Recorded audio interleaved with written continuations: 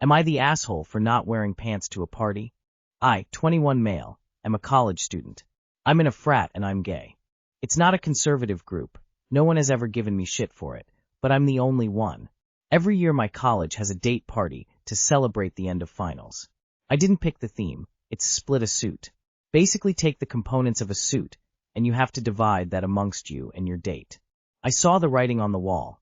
A lot of guys being shirtless with blazers and suit pants, and a lot of girls in oversized dress shirts and ties with no pants.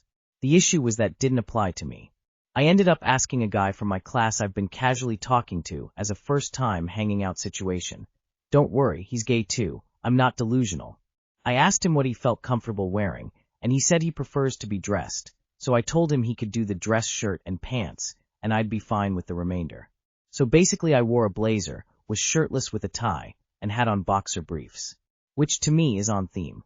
None of the guys had an issue, but a friend's girlfriend came up to me and said that it was inappropriate and I was making the girls uncomfortable. I felt embarrassed, so my date and I left.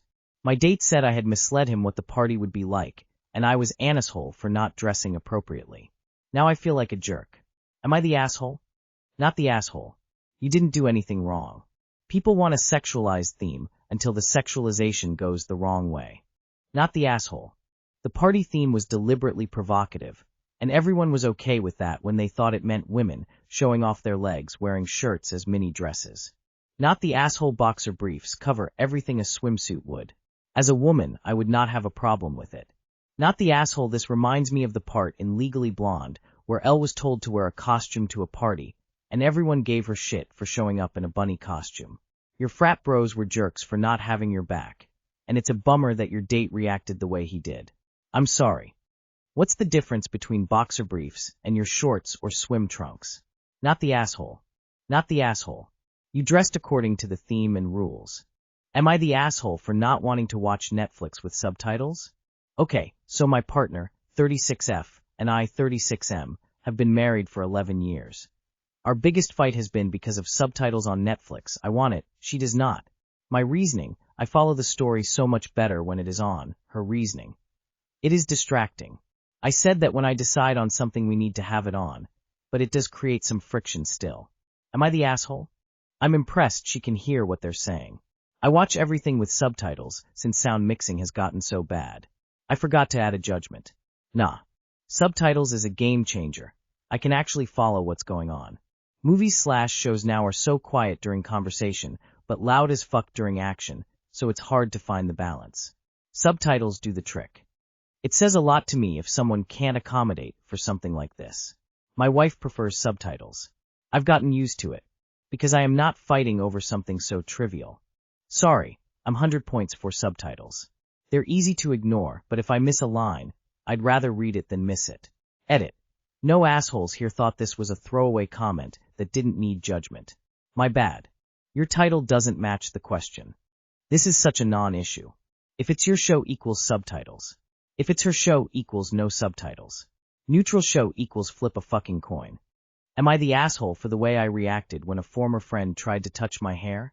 Throwaway because my main Reddit account is linked to all my socials.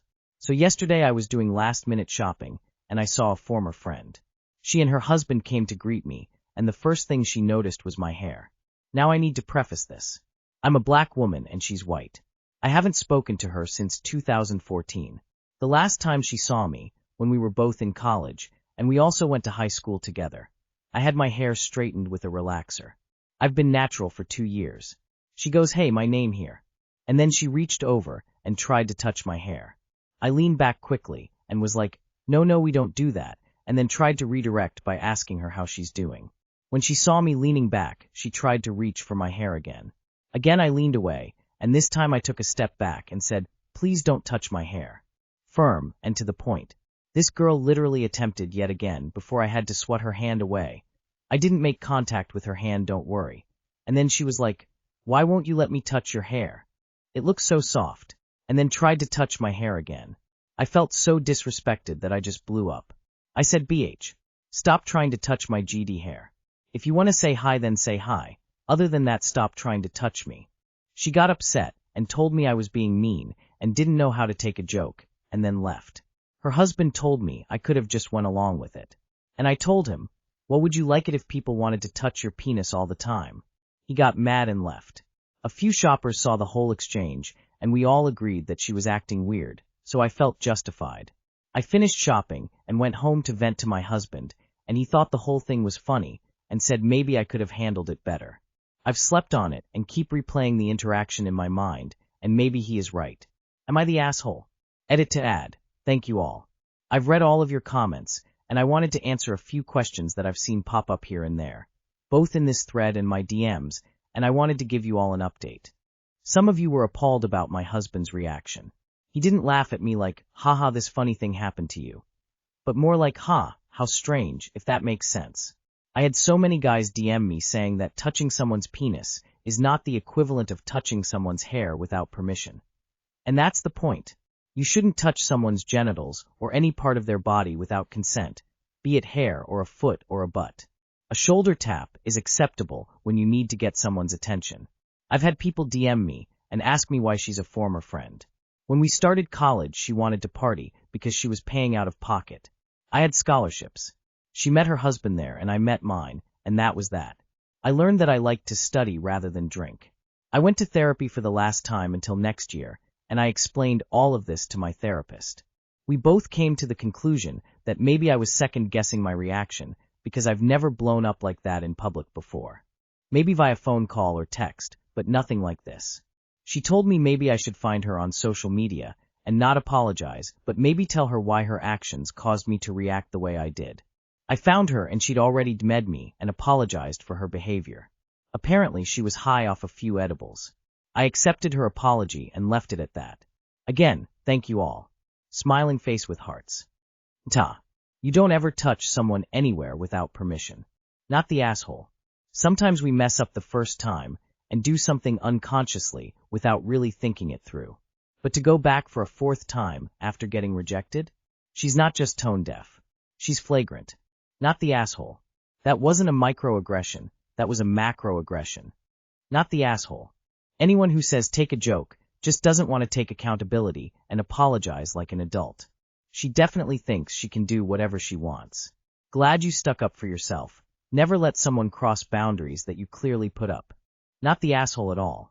You made it incredibly clear that you did not want her to touch you or your hair, and she continued to try to disrespect that she's the AH. Here's the thing. We white women know better. She absolutely knows that it's disrespectful. I'm sorry that you had to deal with this and the people around the whole situation. You didn't overreact, and you're absolutely not the asshole. She got upset and told me I was being mean and didn't know how to take a joke, and then left. He thought the whole thing was funny. Where's the funny part? What's the joke here? I seriously don't get it. Not the asshole at all. You gave a non-verbal warning, a verbal warning, and a physical warning before blowing up at your friend. I don't see how you could have handled it better other than grabbing her hand and throwing it away. I also question why your husband finds this funny. But maybe my sense of humor is different. Am I the asshole for refusing to let my homeless brother move back in after he trashed my house last time? I, 24F, own a small house I worked my ass off to buy and fix up. My brother, 31M, has always been a total mess with jobs and life in general. Last year he begged to stay with me, just a couple months, because he'd landed a good job right here in our state, super close to my house. He swore he'd save up quick and move out on his own. I said yes, but set clear rules. Pay some bills, clean up, no parties, stick to the job.